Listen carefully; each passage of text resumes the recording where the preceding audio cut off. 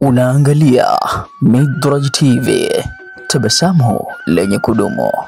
Assalamu alaikum wa rahmatullahi wa barakatuh. Alhamdulillahi rabbil alamin, wassalatu wassalamu ala rasulillahi sallallahu alayhi wa sallam. Amma ba'd. Amma baada ya kumshukuru Allah subhanahu wa ta'ala na kumtakia ziada za khairi kipenzi chetu bwana mtume Muhammad sallallahu alayhi wa sallam. Ikhwatul iman, ndugu zangu, awali ya yote kwanza nimshukuru Allah subhanahu wa ta'ala kwa kutujalia mimi na wewe msikilizaji na mtazamaji ambaye unaitizama kipindi chako pendwa kwa ajili ya kuweza kujua tafsiri ya ndoto na mambo mbalimbali ambayo tunaelimishana katika vipindi vyetu katika hii channel ya Midraj TV. Allah ambaye aliweza kudiriki kunipa mimi uhai na akakupa wewe pia uhai. Wapo ambao uhai umeondoka, ambao wana nyadhifa kubwa katika hii dunia, wana daraja kubwa kwake Allah subhanahu wa ta'ala, lakini akatubakishia mimi na wewe. Allah atujalie kila aina kheri na atupe afya njema tuweze kudiriki kufanya kazi zetu mbalimbali katika majukumu mbalimbali tunayoyafanya ya kitaifa, ya kifamilia na mengine mengi ya binafsi. Siku ya leo insha Allah, panapo majaliwa, moja ya kitu kikubwa ambacho nitakacho kuizungumza, Mwenyezi Mungu ajalie wepesi, kuanzia mwanzo wa kipindi mpaka mwisho wa kipindi, nitazungumza mada kuu ni moja tu. Mada ambayo itakayoelezea namna ya kujua tafsiri ya ndoto ya mtu mwenye kuota nywele zake zimefungwa, zimesokotwa, zimekunjwa au lugha nyepesi kwa maana zimesukwa. Yani ukaota una nywele alafu nywele zako zimefungwa au zimesokotwa. Hii ina maana gani? Kuna watu ambao wapo wanaota hivyo, wana nywele ndefu, alafu akishaota nywele ndefu hizo anaona kwamba nywele zake zimesokotwa. Sasa kuna mwingine anakuwa hajui tafsiri ya hiyo ndoto ni tafsiri gani. Sasa leo kwa idhni yake Allah subhanahu wa ta'ala atuafikishe na atujalie uhai na uzima katika kuanzia kipindi kitakachoanza mpaka kitakapoishia, tutagaiana faida na wepesi wa kufahamu mambo mbalimbali kuhusiana maana ya ndoto hiyo. Kwa hiyo mada kubwa ambayo nitakayozungumza siku ya leo ni tafsiri ya mtu kujua ndoto ya nywele zake zikiwa zimefungwa au nywele zake zikiwa zimesokotwa.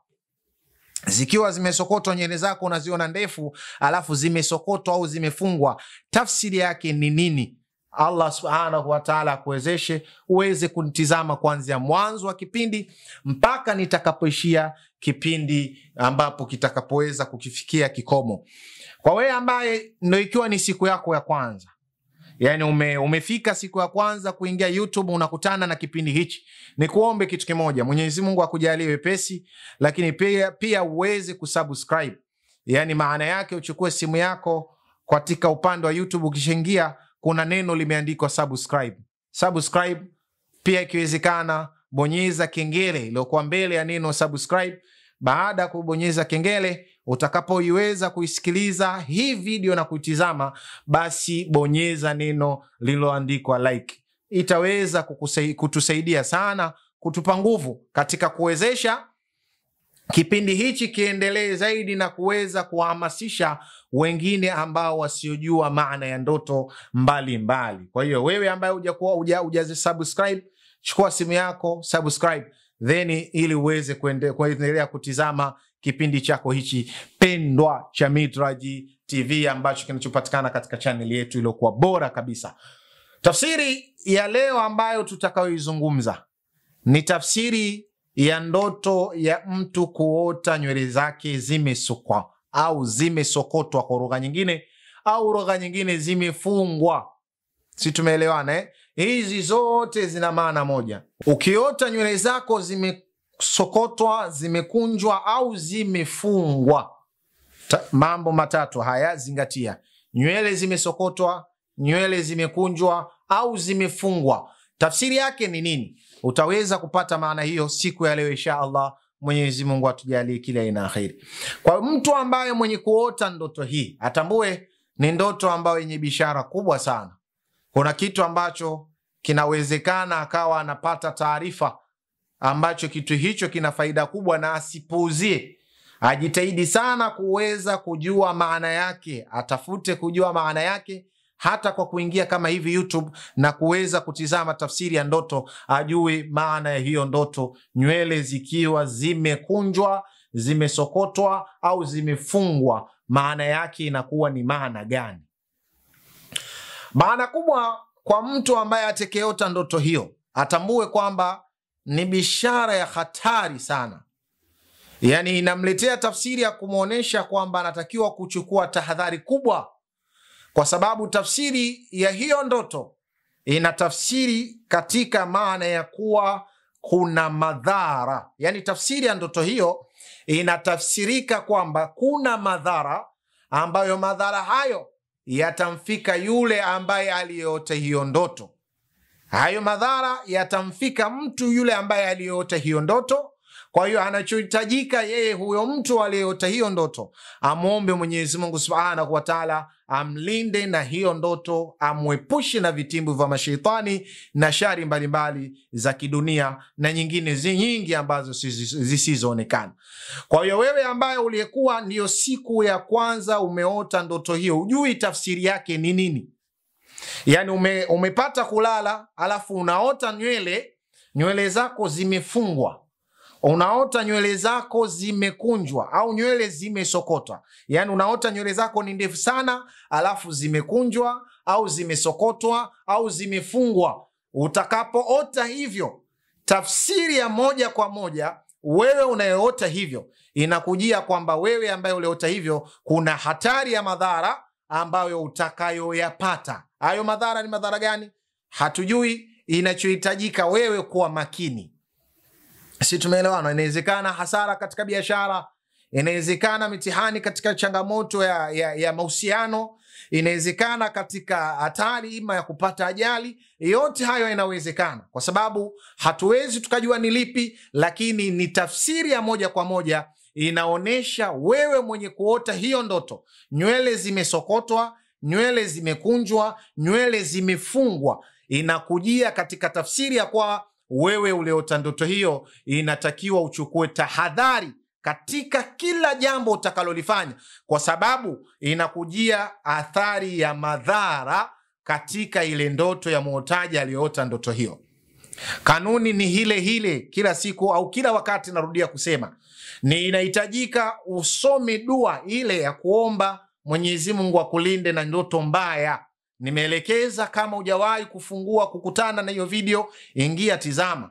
Hii ni tafsiri ya kuonesha kuna madhara ambayo muotaji aliyeota hiyo ndoto ya nywele zake zimesokotwa au nywele zimekunjwa au nywele zimefungwa, moja kwa moja tambua kwamba yule muotaji atapata madhara. Madhara hayo hayajulikani madhara gani, lakini anatakiwa kuchukua tahadhari, ikiwa ni kwenye mahusiano, kwa maana ndoa, katika biashara, katika lolote utakalolifanya. Muombe Mwenyezi Mungu Subhanahu wa Ta'ala akulinde na madhara hayo.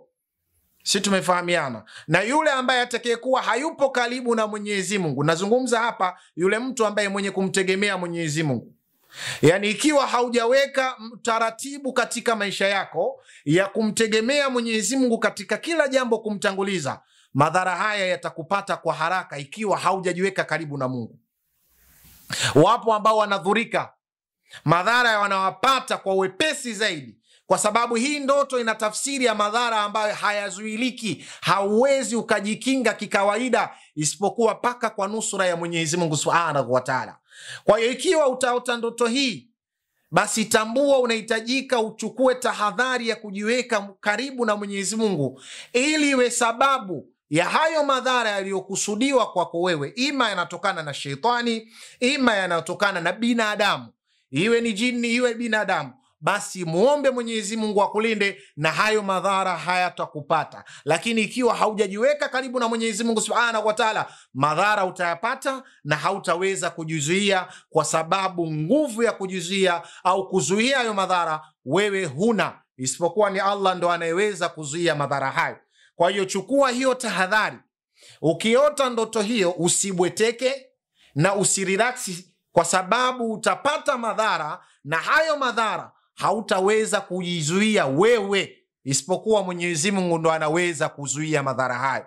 Kwa hiyo tafsiri ya ndoto hiyo ya mtu kuota na nywele ndefu, nywele zake zimefungwa au zimesokotwa au kwa maana zimekunjwa, kwa maana ndefu alafu zikawa zimekunjwa nywele zake, basi atambue kwamba kuna madhara. Muotaji wa ndoto hiyo ataota, kwa maana atakavyoota basi atambue kwamba kuna madhara yatajitokeza, atayapata, na ikiwa atajiweka karibu na Mwenyezi Mungu, madhara hayo hatakuwa na nafasi. Lakini akijiweka mbali na Mwenyezi Mungu, atambue kwamba madhara hayo yatampata na yatamdhuru kwa hali kubwa sana. Hatujui madhara gani yoyote, kwa sababu unapozungumza neno madhara ni kitu chochote chenye kukuumiza.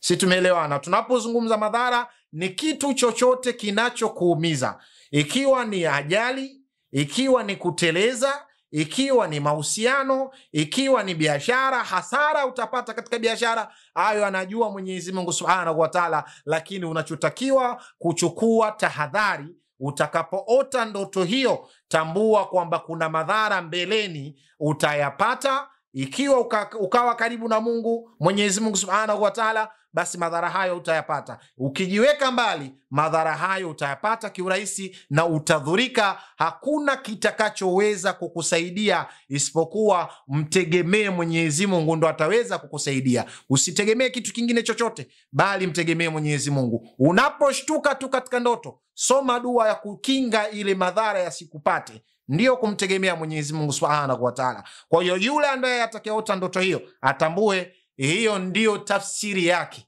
Tafsiri ni kwamba atapata madhara.